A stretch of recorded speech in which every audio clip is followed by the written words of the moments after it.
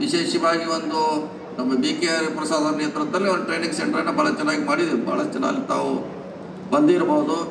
ಈ ಸಾರಿ ವಿಶೇಷವಾಗಿ ನಮ್ಮ ಮುಖ್ಯಮಂತ್ರಿಗಳು ಕೂಡ 2 ಕೋಟಿ ರೂಪಾಯಿಗಳ ವಿಶೇಷ ಅನುದಾನವನ್ನು ಹರ್ಟಿಕಲ್ಚರ್ ಸೆಂಟರ್ ಅಭಿವೃದ್ಧಿ ಮಾಡಲಿಕ್ಕೆ ಕೂಡ ನಮ್ಮ ಬಜೆಟ್ನಲ್ಲಿ ಕೂಡ ಘೋಷಣೆ ಮಾಡಿದ್ದು ಕೂಡ ಒಂದು ಹೆಮ್ಮೆಯ ವಿಷಯ ಅಂತ ಹೇಳುತ್ತಾ, ನಾನು ನಮ್ಮ ಇಲಾಖೆಯಿಂದ ಈ ಸಾರಿ ಸುಮಾರು 40 ಕೋಟಿ ರೂಪಾಯಿ ವಿವಿಧ ಕಾಮಗಾರಿಗಳ ಯೋಜನೆಗಳು ಕೂಡ ಈಗಾಗಲೇ ರಸ್ತೆ, ಅದು ದುರಸ್ತಿ ಇರ್ಬೋದು, ಹೊಸ ರಸ್ತೆ ಇರ್ಬೋದು, ಅದು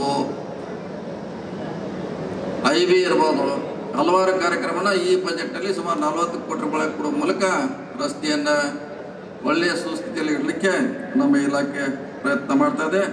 ನಾ ವಿಶೇಷವಾಗಿ ತಮಗೆ ಹೇಳಲಿಕ್ಕೆ ಇಚ್ಛೆಯನ್ನು ಮಾಡ್ತಾ, ಶಾಸಕರು ಕಳೆದ ಸುಮಾರು 1 ವರ್ಷದಿಂದ ಬೈಪಾಸ್ ರಸ್ತೆಗೆ ನಾವು ಹೇಳಲಿಕ್ಕೆ ಬಂದ ಒಂದೇ ಉದ್ದೇಶಕ್ಕಾಗಿ ಸುಮಾರು 9 ಕಿಲೋಮೀಟರ್ ರಸ್ತೆಗೆ ಬೈಪಾಸನ್ನು ಈಗಾಗಲೇ ನಾವು ಅದನ್ನು ಸರ್ವೆ ಮಾಡಲಿಕ್ಕೆ ಟೆಂಡರ್ ಕೂಡ ಕರೆದಿದ್ದೇವೆ. ಬರೋ ದಿನಗಳಲ್ಲಿ ಅದು ಭಾಳ ಅವಶ್ಯಕತೆ ಇದೆ.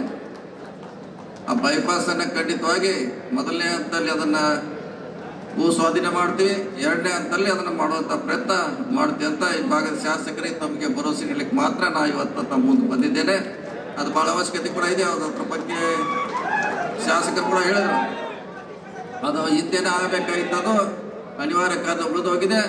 ಅದು ಮಾನ್ಯವರ ಕಾಲದಲ್ಲಿ ನಮ್ಮ ಸರ್ಕಾರದ ಅವಧಿಯಲ್ಲಿ ಖಂಡಿತವಾಗಿ ಆ ಬೈಪಾಸ್ ಸ್ಥಿತಿ ಮಾಡ್ತೀವಿ ಅಂತ ಹೇಳಿ ಶಾಸಕರ ಸದಾ ನಮ್ಮ ವಿವಿಧ ಅಭಿವೃದ್ಧಿಗೆ ನಿಮ್ಮ ಜೊತೆಗಿರ್ತಾರೆ. ಒಳ್ಳೆಯ ಶಾಸಕರ ಕೆಲಸ ಮಾಡ್ತಿದ್ದಾರೆ. ಅವರಿಗೆ ತಮ್ಮ ಆಶೀರ್ವಾದ ಮುಂದೆ 28ರಲ್ಲಿ ಇರಲ್ಲ ಅಂತ ಹೇಳಿ ನನ್ನ ಮಾತು ಮುಗಿಸಿ ನಮಸ್ಕಾರ.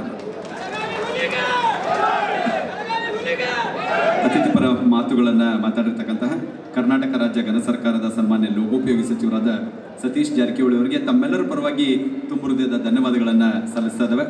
ಅದೇ ರೀತಿಯಾಗಿ ಇನ್ನೊಬ್ಬ ಅತಿಥಿಗಳು ನಮ್ಮ ಭಾಗದ, ನಮ್ಮ ಜಿಲ್ಲೆಯ ಉಸ್ತುವಾರಿ ಸಚಿವರಾಗಿರ್ತಕ್ಕಂಥ ಸನ್ಮಾನ್ಯ ಶಿವಾನಂದ ಎಸ್ ಪಾಟೀಲ್ರವರು ನಮ್ಮನ್ನು ಉದ್ದೇಶ ಮಾತಾಡಬೇಕಂತ ಅನಿಸ್ಕೊತಾ ಇದ್ದಾರೆ. ಪ್ರಪ್ರಥಮದಲ್ಲಿ